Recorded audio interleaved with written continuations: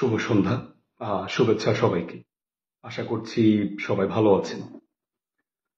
আমি আজকে খুবই গুরুত্বপূর্ণ এবং তাৎপর্যপূর্ণ একটি বিষয় নিয়ে কথা বলার জন্য ভিডিওটি বানিয়েছি। আমার একটি অনুরোধ থাকবে শুরুতেই। আহ, অনেকে হয়তোবা আমার সাথে আহ, একমত নাও হতে পারেন বা খুব স্বাভাবিকভাবেই দ্বিমত পোষণ করতে পারেন, যেটাকে সবসময় আমি খুবই সম্মানের সাথে দেখি এবং আমি রেসপেক্ট করি। এবং আমার রিকোয়েস্ট থাকবে, ভিডিওটি হয়তোবা কিছুটা দীর্ঘ হতে পারে।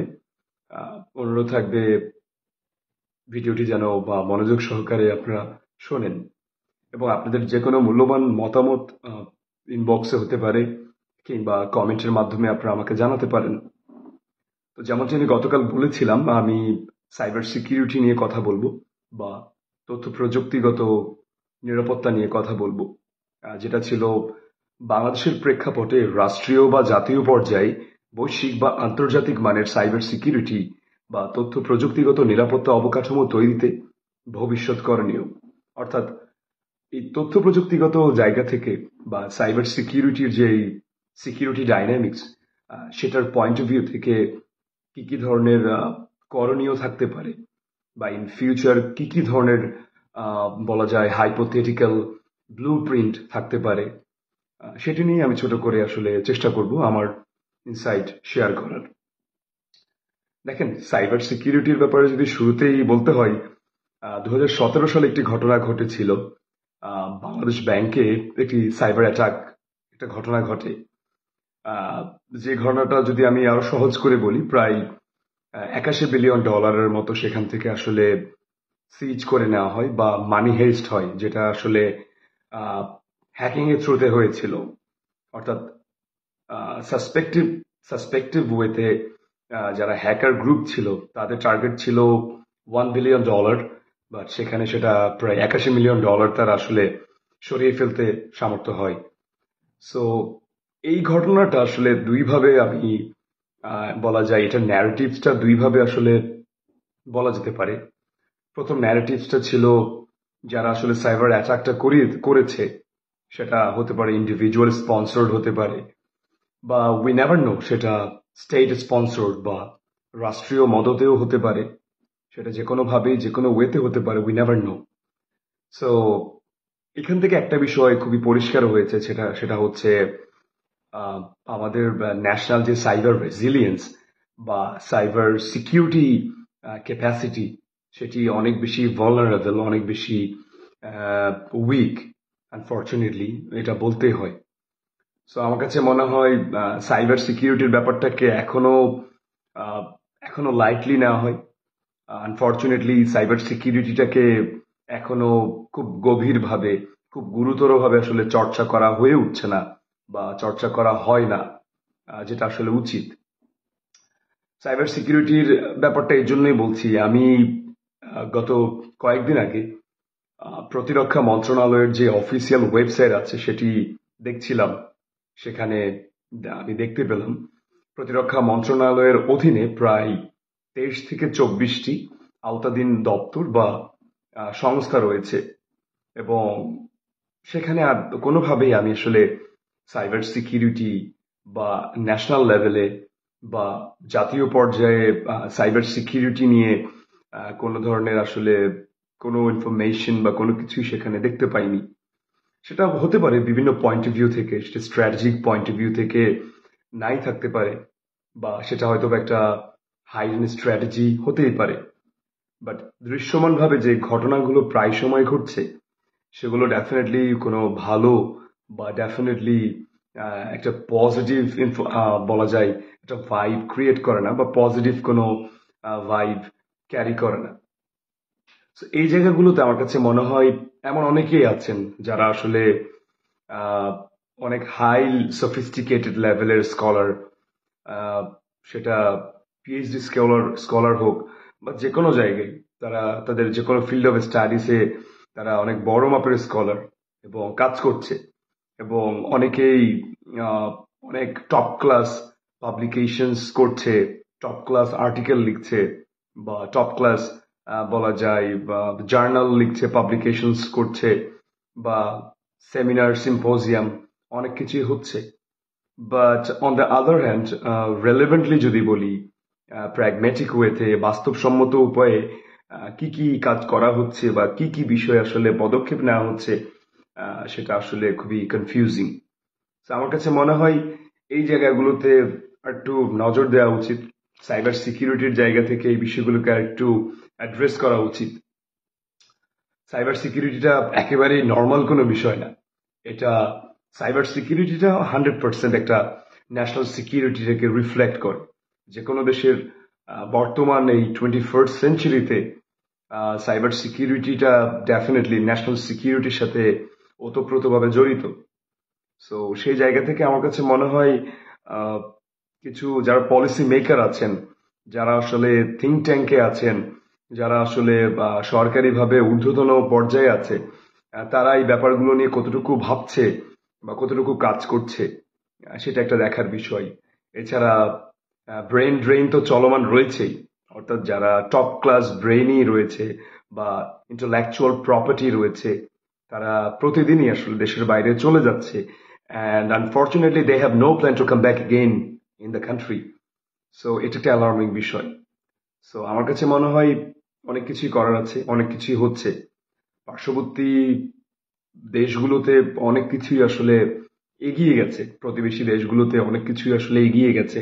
সে জায়গা থেকে আমার কাছে মনে হয় আমরা এখনো অনেক কিছুতে কাজ করার বাকি আছে, এবং সিস্টেম্যাটিক ওয়েতে আমরা সেই বিষয়গুলো নিয়ে কাজ করতে পারি।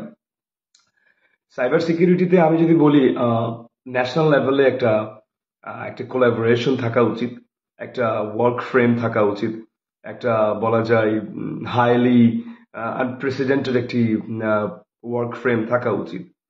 যেমন আমি যদি বলি, আহ, আমার কাছে মনে হয়নি, আমি দেখতে পাইনি ন্যাশনাল লেভেলে কোনো ন্যাশনাল সাইবার কমান্ড রয়েছে, বা হতে পারে সেটা ন্যাশনাল ডিফেন্স কমান্ড, অথবা হতে পারে national military cyber command.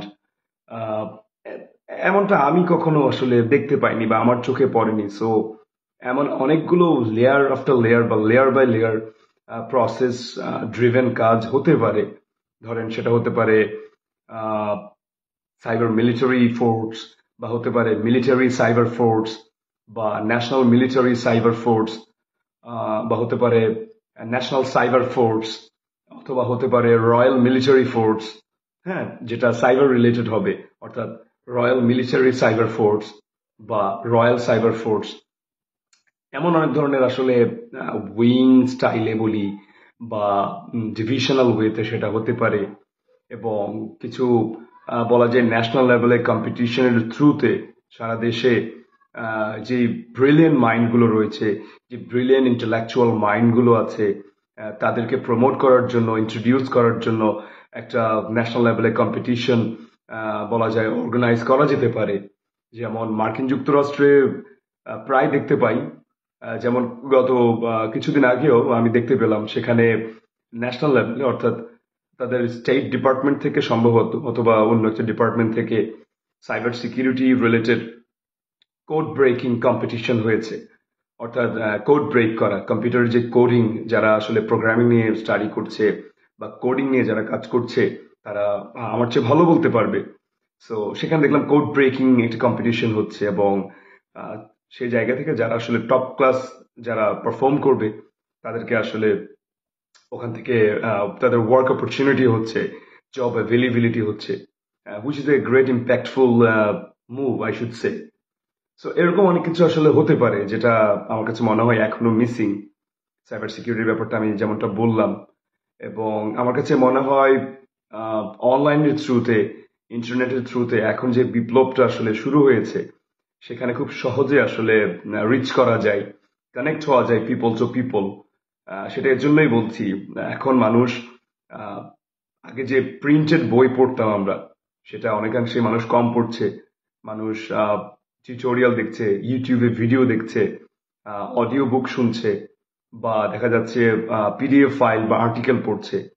So ওই জায়গা থেকে আমার কাছে মনে হয় ডেফিনেটলি এই বিষয়গুলোকে অ্যাড করা যেতে পারে।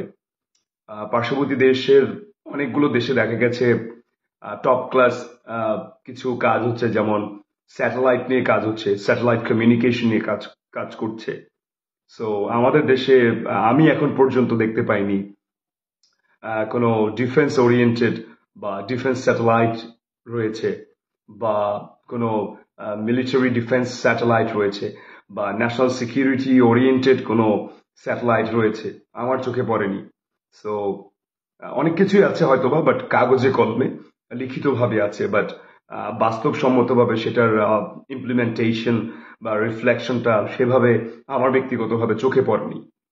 এরপরে যদি আমি বলি, ড্রোন নিয়ে খুব আলোচনা হচ্ছিল, আমি দেখতে পেলাম কিছু কিছু আর্টিকেল পড়ছিলাম, পত্রপত্রিকায় দেখছিলাম, বা বিভিন্ন ইউটিউব ভিডিও দেখছিলাম, ড্রোন টেকনোলজি নিয়ে খুব হাইভ কাজ হচ্ছে। সো ড্রোন নিয়ে যদি বলি, আসলে আহ, আমাদের দেশে ড্রোন রিলেটেড কোনো ইনস্টিটিউট নেই। অর্থাৎ এমনটা হতে পারতো হয়তো বা একটা ট্রেনিং ইনস্টিটিউট একাডেমিক পার্সপেক্টিভ থেকে হতে পারতো, টেকনিক্যাল পার্সপেক্টিভ থেকে এক্সিস্টেন্স রয়েছে, এরকম হতে পারতো। সেটা হতে পারে, লাইক আমি যদি নেইমিং ওয়েতে ফর্ম করি, সেটা হতে পারে UAV and drone technology systems, অথবা UAV and drone systems institute, যেখানে আসলে ব্রেন স্টর্মিং হবে, রিসার্চ হবে, অনেক ধরনের আইডিয়া জেনারেশন হবে, আইডিয়া শেয়ারিং হবে, যেটা আসলে খুব বেশি প্রয়োজনীয়। তো এছাড়া আমাদের এভিয়েশন ইউনিভার্সিটি রয়েছে, সেখানে স্পেস নিয়ে কাজ হচ্ছে। সো সেই জায়গাতে অনেক কিছু আসলে ইনক্লুড করার আসলে আমার কাছে মনে হয় জায়গা রয়েছে। সেখানে স্যাটেলাইট নিয়ে স্পেশালি স্টাডি হতে পারে, একাডেমিক সাবজেক্ট সেখানে ইনক্লুড হতে পারে। এরপরে যদি বলি জিআইএস, অনেক গুরুত্বপূর্ণ একটি টপিক, যেটার পূর্ণরূপ হচ্ছে জিওগ্রাফিক ইনফরমেশন সিস্টেমস বা জিআইএস, যেটা আসলে গ্লোবাল পজিশনিং সিস্টেম বা জিপিএস। আমরা কম বেশি জিপিএস সম্পর্কে সবাই জানি। সো এমন অনেকগুলো জায়গা রয়েছে যেখানে আসলে কাজ করা উচিত, কাজ করা দরকার। একাডেমিক পার্সপেক্টিভ থেকে, ইনস্টিটিউট তৈরি করার জায়গা থেকে এই বিষয়গুলো নিয়ে কাজ করা হতে পারে, কাগজে কলমে না করে সত্যিকার অর্থেই এগুলো নিয়ে যদি কাজ করা হয়, তাহলে যারা শিক্ষার্থী আছে বা তরুণ প্রজন্ম বা ভবিষ্যৎ যে প্রজন্ম আছে, তারা অনেক কিছুই শিখতে পারবে, জানতে পারবে। এবং সাইবার সিকিউরিটির কথাটা এই জন্যই বলছি, আমার কাছে মনে হয় আহ, মোটামুটি ভাবে ফান্ডামেন্টালি বা ফান্ডামেন্টাল কিছু কোর্স স্কুল লেভেলে, অর্থাৎ হাই স্কুল বা কলেজ লেভেল থেকে ফান্ডামেন্টাল কিছু কোর্স বা fundamentals of cyber security include করা যেতে পারে, জানার জন্য, অ্যাওয়ারনেসের জন্য। ডেফিনেটলি আইসিটি রয়েছে, আইটি সাবজেক্ট ইনক্লুড করা হয়েছে, আইসিটি সাবজেক্ট রয়েছে। বাট আমার কাছে মনে হয় এই জায়গাগুলোতে আর একটু ডাইভার্সিফাইড হয়ে, আর একটু ডাইভার্সিটি ক্রিয়েট করে, কলোনাইজ যে মেন্টালিটি আছে বা প্রসেস আছে, সেখান থেকে বের হয়ে সত্যিকার অর্থেই প্র্যাগমেটিক ওয়েতে যদি আমরা নতুন কিছু রিফর্ম করি, রেভলিউশনারি ওয়েতে, আমার কাছে মনে হয় সেটি অনেক বেশি ফ্রুটফুল, অনেক বেশি অপটিমিস্টিক এবং অনেক বেশি রেলেভেন্ট হবে যে কোনো দেশের জন্য। এবং ডেফিনেটলি আমাদের বাংলাদেশের পার্সপেক্টিভ থেকে সেটি অনেক বড় একটা ব্লেসিং হবে বলে আমি মনে করছি। তো এতটুকুই ছিল আসলে সাইবার সিকিউরিটি নিয়ে আমার প্রাথমিকভাবে বলার। আমি হয়তোবা সামনে আরো চেষ্টা করব সাইবার সিকিউরিটি নিয়ে আরো কিছু ইনসাইট শেয়ার করার জন্য, এবং এর মধ্যে হয়তোবা অনেক তথ্য মিসিং গিয়েছে, অনেক কিছু হয়তোবা বলার ছিল, অনেক কিছু হয়তোবা আনইনটেনশনালি ছুটে গিয়েছে।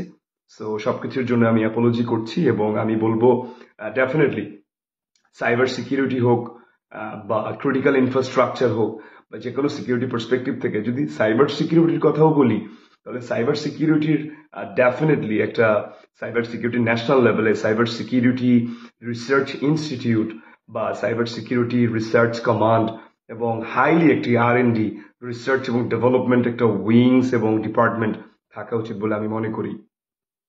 এতটুকুই বলার ছিল। ধন্যবাদ সবাইকে।